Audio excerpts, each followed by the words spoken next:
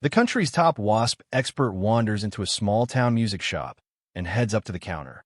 He says, "I'm looking for Wasp Sounds of Europe, Volume 2. I heard it just came out this week." The young clerk checks the computer and smiles. "Yes, sir, we have it. Would you like to listen before you buy?" "Absolutely," the expert replies. The clerk hands him a set of headphones and puts the record on the turntable behind the counter. After listening for a moment, the man frowns and says, "I've studied wasps for over 40 years, and I don't recognize any of these sounds. Are you sure this is the right record?" The clerk looks again and says, "Yes, sir, this is Wasp Sounds of Europe, Volume 2. Let me skip to the next track." The expert listens again, shakes his head, and says, "Still wrong. None of this sounds familiar at all." The clerk skips ahead once more. Within seconds, the expert rips off the headphones and says, "This is ridiculous.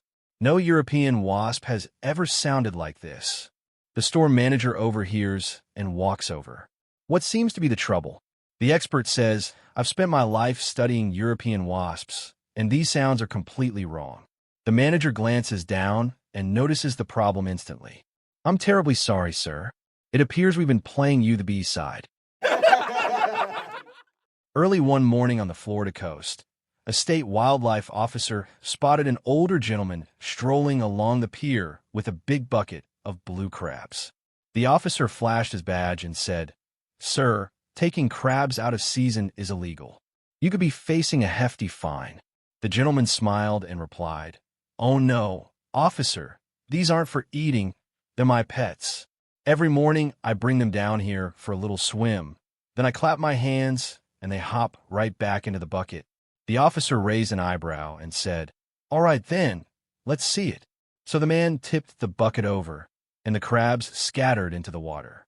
They stood there quietly for a few minutes watching the waves roll in. Finally, the officer said, "Well, go ahead and call them back." The old fellow looked at him and said, "Call back who?" The officer frowned. "Your crabs." The man blinked and said, "Crabs? What crabs?" I desperately needed a few days off work, but I knew my boss would never approve my leave request. So I came up with a plan. I figured that if I acted completely crazy, my boss might send me home for a few days. I climbed onto my desk, hung upside down from the ceiling, and started making strange noises. A blonde coworker looked at me and asked, "What on earth are you doing?" I whispered, "I'm pretending to be a light bulb. When the boss sees this, he'll think I've gone crazy and send me home." A few minutes later, the boss walked into the office. He stared at me for a moment and asked, "What are you doing?" "I'm a light bulb," I replied. The boss shook his head and said, "You're obviously under too much stress. Go home and take a couple of days off." I happily climbed down and headed for the door. My blonde coworker immediately got up and followed me. The boss called after her, "And where do you think you're going?" Without missing a beat, she replied, "I'm going home too. I can't work in the dark." Sam, an 80-year-old man, was called as a witness in a burglary trial. The courtroom was quiet as the defense lawyer stood up and walked toward him with a confident smile. "Mr. Sam," the lawyer began, "did you actually see my client commit this burglary?" Sam adjusted himself in the witness chair and nodded. "Yes, sir," he said. "I saw him plainly take the goods." The lawyer raised an eyebrow. "Now, Sam, let's be careful. This happened at night, didn't it?" "Yes," Sam replied. "And you're telling this court that, at your age in the dark, you clearly saw my client commit the crime?" "That's right," said Sam. "I saw him do it." The lawyer gave the jury a knowing look. "Sam," he continued, "you are 80 years old. Isn't it possible your eyesight isn't what it used to be?" Sam shrugged. "My eyes are fine." The lawyer leaned closer. "Then tell the court, Sam, just how far can you see at night?" Sam looked at him calmly and said, "Well, I can see the moon." "How far is that?" When a manager of a men's clothing store returned from lunch, he noticed his clerk's hand was bandaged. But before he could ask about the bandage, the clerk had some very good news for him. "Guess what, sir?" the clerk said. "I finally sold that terrible, ugly suit we've had for so long." "Do you mean that repulsive, pink and blue, double-breasted thing?" the manager asked. "That's the one." "That's great," the manager cried. I thought we'd never get rid of that monstrosity. That had to be the ugliest suit we've ever had. But tell me, why is your hand bandaged? Oh, the clerk replied. After I sold the guy that suit, his seeing-eyed dog bit me.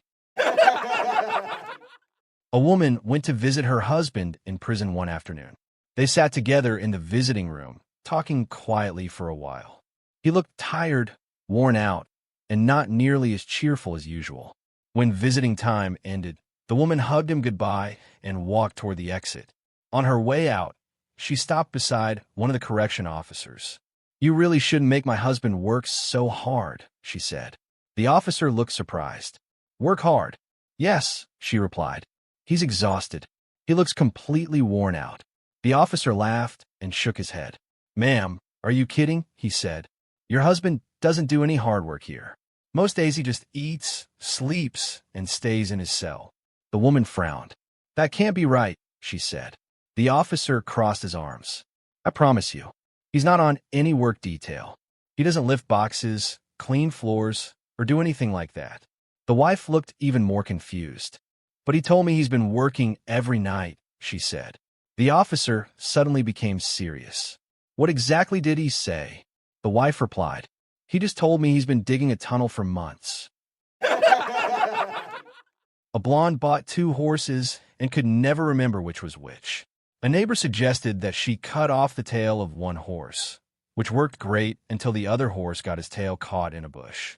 The second horse's tail tore in the same place, and the blonde was no longer able to tell the 2 horses apart. She returned to her neighbor, who then suggested that she notch the ear of one horse, which worked fine until the other horse caught his ear on a barbed wire fence. Once again, the blonde couldn't tell the 2 horses apart and went back to her neighbor for advice. The neighbor suggested that she measure the horses for height. When she did that, the blonde was very pleased to find that the white horse was 2 inches taller than the black one. 2 little boys stole a big bag of oranges from a neighbor and decided to go to a calm place to share the lot equally. One of them suggested the nearby cemetery. As they were jumping the big gate to enter the cemetery, 2 oranges fell out of the big bag, but they didn't bother to pick them up since they had enough in the bag. A few minutes later, a drunkard on his way from a bar passed near the cemetery gate and heard a voice saying, "One for me, one for you, one for me, one for you." He immediately sobered up and ran as fast as he could to a church nearby for the priest. "Father, please come with me. Come and witness God and Satan sharing corpses at the cemetery." They both ran back to the cemetery gate, and the voices continued, "One for me, one for you, one for me, one for you." Suddenly, the voice stopped counting and said, "What about the 2 at the gate?" The priest almost ran past the church gate, shouting, "We are not dead yet, The teacher asked the class to use the word fascinate in a sentence. Molly put up her hand and said, "My family went to my granddad's farm, and we all saw his pet sheep. It was fascinating." The teacher said, "That was good, but I wanted you to use the word fascinate, not fascinating." Sally raised her hand. She said, "My family went to see Rock City, and I was fascinated." The teacher said, "Well, that was good, Sally, but I wanted you to use the word fascinate." Little Johnny raised his hand, but the teacher hesitated because she had been burned by little Johnny before. She finally decided there was no way he could damage the word fascinate, so she called on him. Johnny said, "My Aunt Carolyn has a sweater with 10 buttons, but her tits are so big she can only fascinate." The teacher sat down and cried. Little Johnny came home from school looking unusually proud of himself. He walked into the kitchen, placed his history test on the table, and announced, "I got 90. His father picked up the paper and smiled from ear to ear. 90 in history? That's fantastic, son. I'm proud of you." But his mother, Karen, wasn't convinced. She knew Johnny, and she knew history was not exactly his strongest subject. She took the test from her husband and examined it closely. After a few seconds, her eyes narrowed. "Johnny," she said, "come here." Johnny swallowed hard. "Yes, Mom." She pointed at the mark. "The 9 and the 0 are written differently." Johnny said nothing. Karen crossed her arms. Tell me the truth. Did you add the 0 to your mark? No, Mom, Johnny said quickly. I didn't. Johnny, I'm asking you again. Did you add that 0? No, I swear I didn't add the 0. Karen sighed. If you keep lying, you're grounded for a month. Johnny panicked. Please, Mom, I'm telling the truth. She leaned closer. Last chance. What really happened? Johnny looked down and muttered, I just added the 9. 94-year-old Grandma Ethel walks into her church one quiet morning and heads straight for the confession booth. She steps inside, settles onto the seat, and clears her throat. On the other side of the screen, the priest smiles gently and says, Welcome, my child. What would you like to confess? Ethel sighs dramatically. Father, I have a confession. Last night, I went out with a 22-year-old man. He took me to dinner. We danced, we laughed, and then she pauses for effect. We went back to his place. The priest nearly drops his rosary. My goodness, he says carefully. And did something inappropriate happen? Ethel bursts into laughter, cackling so hard the booth shakes. Oh no, Father, she says between giggles. Nothing like that. Relieved, the priest exhales. Well then, what exactly are you confessing, my child? Ethel leans closer to the screen and whispers proudly. I'm confessing that I lied to him about my age, and I'd do it again. The priest sits there stunned, then slowly starts laughing himself. Sometimes the real sin isn't what you did. It's how confidently you got away with it. An engineer died, and, due to a massive clerical error, was sent straight to hell. Unimpressed by the miserable conditions, she immediately set to work. Within weeks, she had designed and built major infrastructure upgrades. Soon, hell was equipped with central air conditioning, ice water, flushing toilets, and moving escalators. Needless to say, she became the most popular soul in the underworld. A few months later, God called Satan for a routine check-in. So, how are things going down there? God asked. Oh, absolutely fantastic. Satan beamed. We've got AC, ice-cold water, and escalators now. There's no telling what this brilliant engineer is going to build next. God was horrified. What? You have an engineer? That's a mistake. All engineers go to heaven. Send her up here immediately. No way. Satan laughed. I love having an engineer on the staff. I'm keeping her. Furious, God boomed. You return her right now, or I will sue you for everything you've got. Satan burst out laughing hysterically. Oh yeah? And just where exactly are you going to find a lawyer up there? A Christian and an atheist were neighbors. The Christian one day yells, Lord, please send me food. The atheist heard this and replied, There is no God. The next day, the Christian wakes up and goes to her porch to find bags of groceries. He yells, Thank you, Lord, for this food. As soon as the Christian said that, the atheist jumped out from the brush and replied, Your God didn't give you that food. I did. Without wasting a second, the Christian yells to the Lord, Thank you for sending me this food and making Satan pay for it. A young father waited anxiously outside the delivery room, eager to meet his first child. A few minutes later, the doctor walked out with an unusual expression. Your son is alive, he said gently, but he was born without a torso, arms, or legs. The father was stunned. So, he's just a head? The doctor nodded. Despite the heartbreaking news, the father never abandoned his son. He loved him unconditionally, cared for him every day, and made sure he had the happiest life possible. Years passed. On his 18th birthday, the proud father decided it was finally time to celebrate. He took his son to a neighborhood bar. With tears in his eyes, he raised a glass. Son, I'm proud of the man you've become. Today, your first drink is on me. The bartender served an extra strong drink, while every customer watched with curiosity. The young man took his first sip. Whoosh! A full torso suddenly appeared. The entire bar froze. Then everyone erupted into cheers. Take another drink, someone shouted. His amazed father quickly ordered another. The son took another swallow. Whoosh! 2 arms instantly appeared. The crowd went wild. People were clapping, cheering, and chanting louder than ever. One more! One more! Even the father couldn't stop smiling. The bartender, however, simply kept polishing a glass, quietly shaking his head. By now the young man was feeling the alcohol, but he grabbed his glass with his brand-new hands and finished every last drop. Whoosh! 2 legs appeared. The bar exploded with applause. The father dropped to his knees, overwhelmed with joy.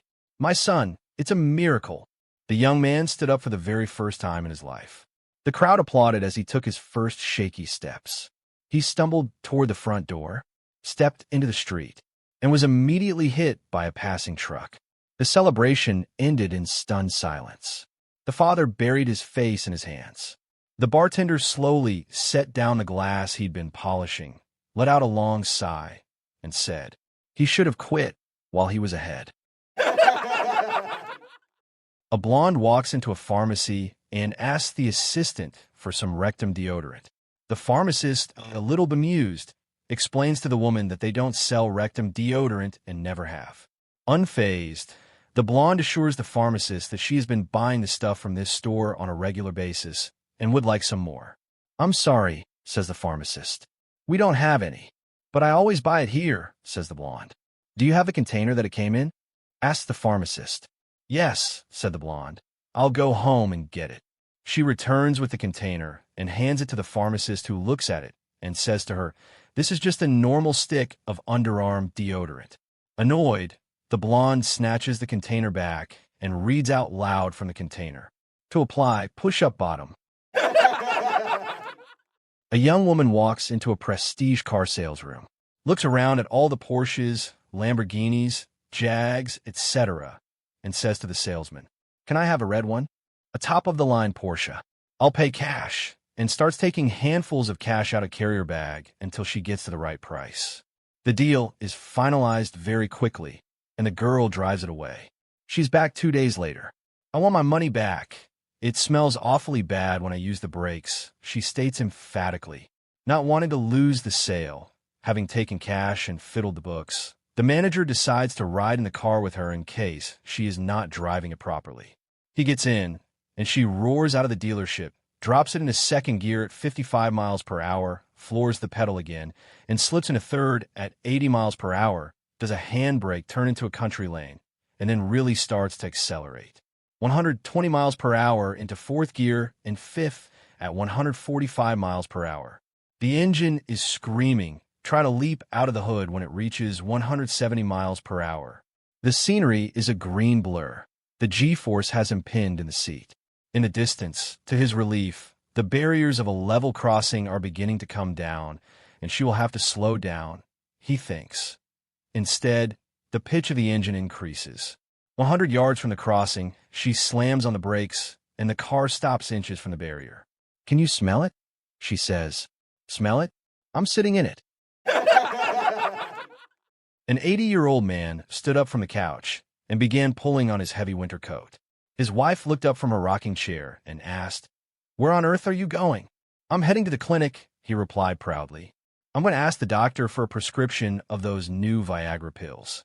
Without saying a single word, his wife immediately stood up and started putting on her thickest cardigan.